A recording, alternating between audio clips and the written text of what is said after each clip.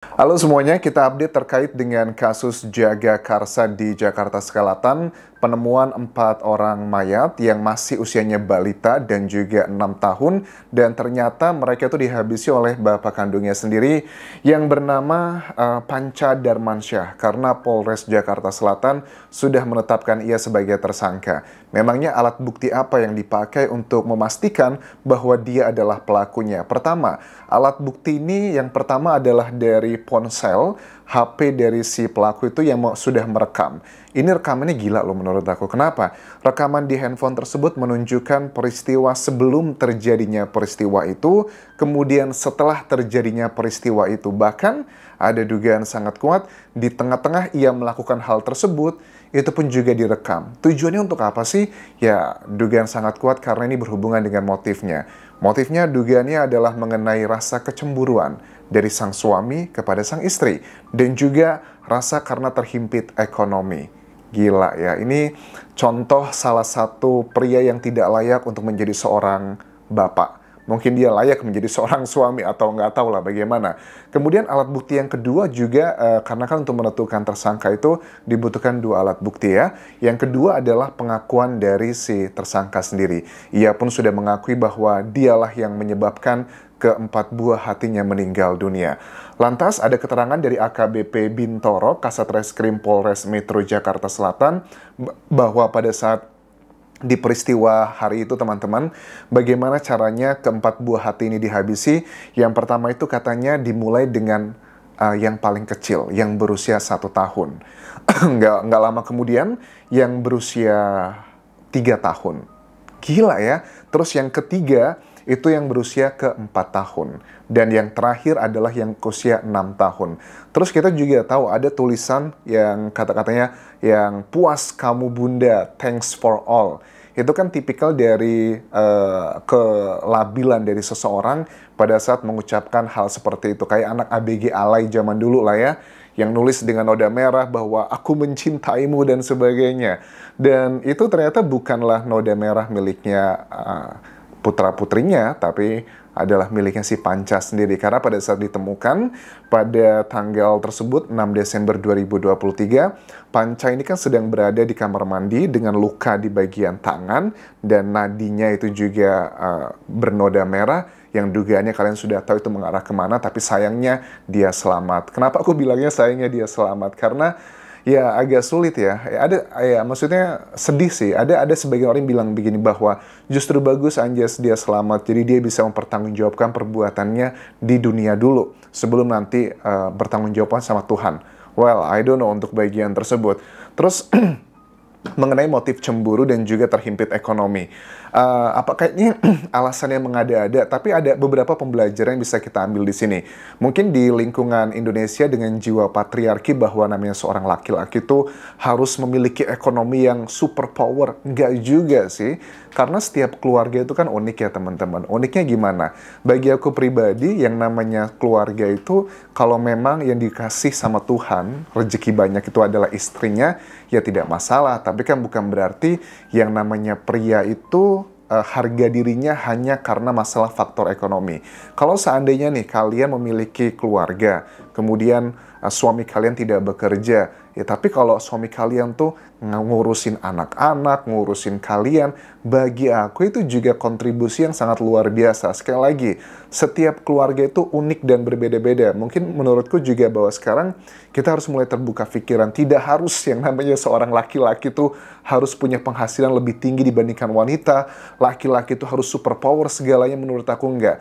Begitupun juga sebaliknya untuk perempuan. Kita juga harus mulai berpikir, tidak harus yang namanya perempuan itu ngurusin rumah tangga, penghasilan harus lebih rendah dari laki-laki. Tidak boleh seperti itu. Ini juga menjadi salah satu alasan yang disampaikan dari pihak kepolisian bahwa ada dugaan si pelaku itu ngerasa malu selama ini dengan tetangga, omongan orang. Ini nih, salah satu efek buruk dari omongan orang yang kita nggak bisa pungkiri, ini adalah sesuatu hal yang nggak bisa kita kontrol, di luar kontrol manusia. Jadi, kalau kalian diomongin terus sama tetangga dengan kata-kata yang A, B, C, dan D, I don't care gitu. Tapi, yang membuat ini semakin complicated, Kalau aku lihat adalah masalah karena cemburu. Nah, cemburu ini apakah karena istrinya juga bekerja di luar sana?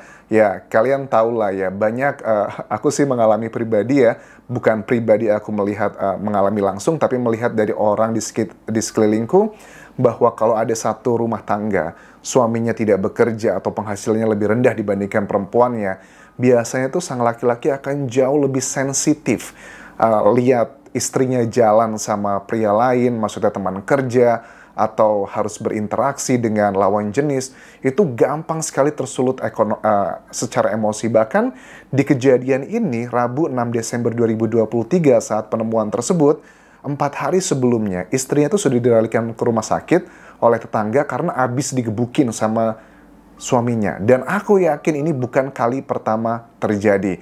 Nah, juga untuk perempuan juga sama. Kalau kalian sudah mendapatkan pasangan kalian sebegitu destruktifnya, menghancurkannya, kalian tidak boleh tinggal diam begitu aja. Apalagi nggak ngerti kan, sebenarnya kalau dari istrinya ini kan secara ekonomi juga dia berdikari, karena menurut tetangga dia pun bekerja. Kenapa dia tidak langsung mengambil langkah yang menyelamatkan anak-anaknya dan sebagainya? Dan banyak yang menyayangkan seandainya gitu ya, kepolisian ataupun pihak terkait pada saat mendapatkan laporan tersebut langsung menangkap si pria yang sangat kebangetan ini, itu bisa menyelamatkan keempat anak-anak yang tidak berdosa seperti ini. Tapi sayang di Indonesia sepertinya masih banyak yang tidak akan mempedulikan sesuatu hal kalau belum ada korban yang seperti ini. Jadi ini juga pelajaran dan untuk kita semua teman-teman. Terus memang dari keluarganya kan banyak yang tanya, kalau aku lihat ya dari komentar di video sebelum ini, bagaimana dengan keluarga dari kedua belah pihak? Apakah tidak ngebantu? Ngebantu sih, tapi kan di Indonesia kalian tahu sendiri kalau udah urusan keluarga jangan ikut campur gitu. Misalnya apa?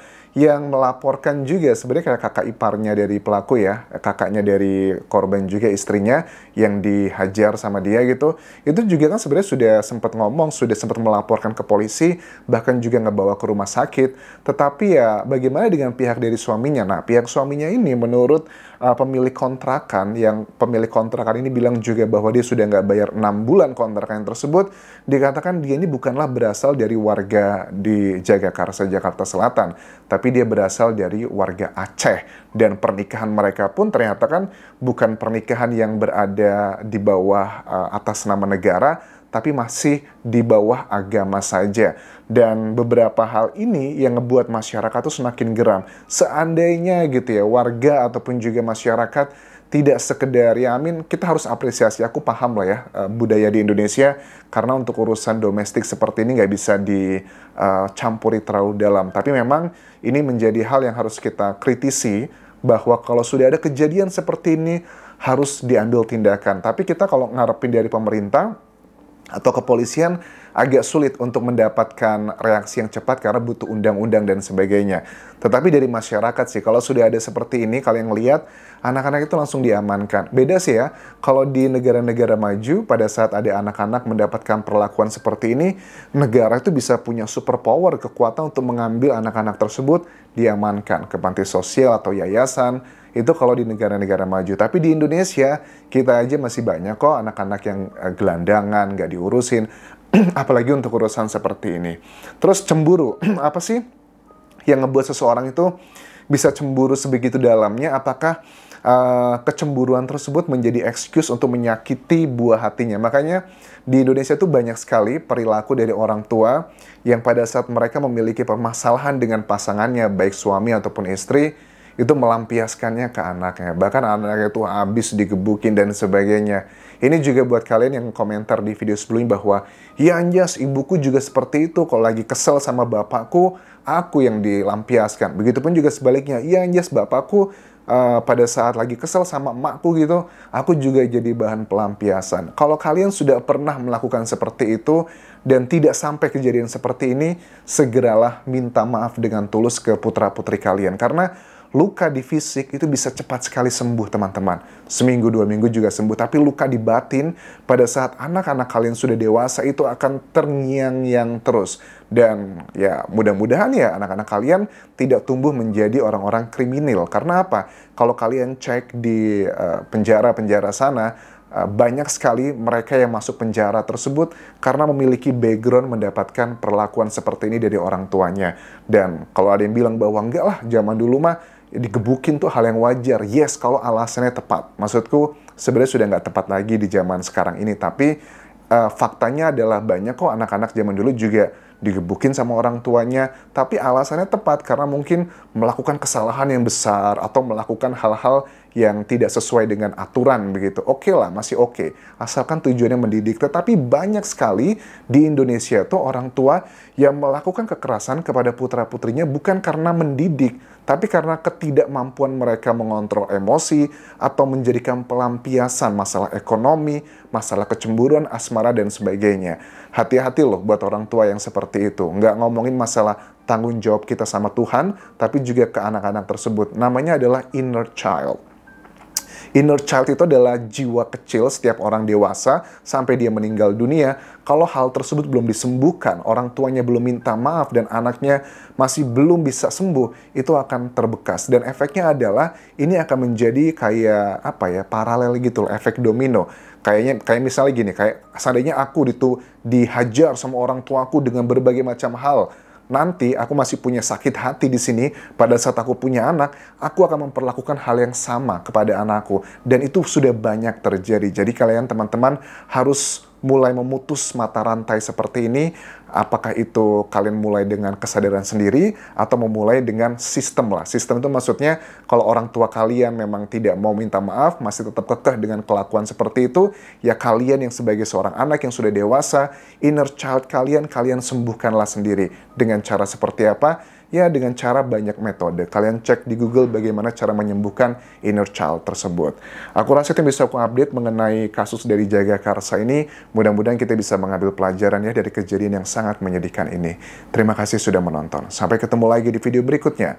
Tinggalkan like dan juga komen, subscribe channel YouTube ini, follow Instagram, Facebook, dan juga akun TikTokku di Anjas Asmara. Sampai jumpa.